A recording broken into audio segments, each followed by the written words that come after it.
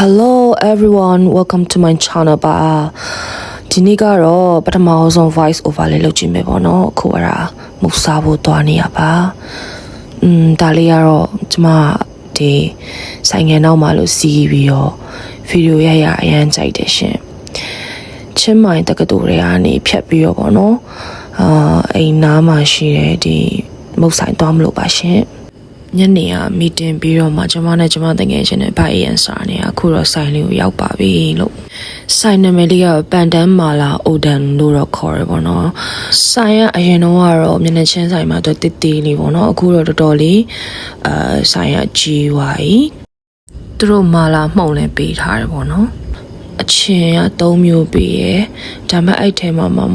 အမြဲတမ်းကြိုက်တာမြေပဲ sauce ပေါ့နော်သူတို့ဆက်ထားအ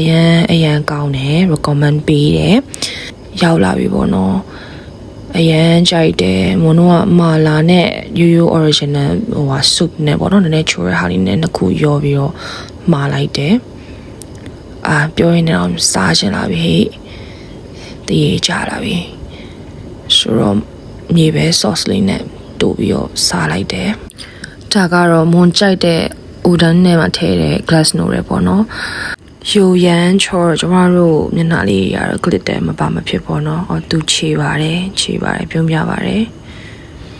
စားလို့တောက်လို့ပြီးသွားပြီဆိုတော့ပြန်လိုက်ပါအောင်မယ်ရှေ့ကအကောင့်တတိလေးကအရန်ကြီးမားတဲ့အကောင့်တတိလေးကကျမကိုအမြဲတမ်းဆိုင်ငယ်တင်နေတယ်ချင်းမအရန်ကြိုက်တာကြည့်လိုက်ဒီလိုမိုးရင်းတို့စောင်းတွေတို့ဆိုလို့ရှိရင်တောင်နေပေါ်မှာတိမ်ပင်လေးတွေပဲအများကြီးမြင်ရတာချင်းမှန်ကိုချစ်တဲ့မှာအဲ့ဒါအကြောင်းလည်းပါတယ်ဒီနေ့ရာသီဥတုကကိုပတ်ပါတယ်အလုပ်လည်းလုပ်ပြီးမာလာလည်းစားပြီးဆိုတော့28 degree temperature လေးမှာအိမ်ပြန်ပါပြီ bye bye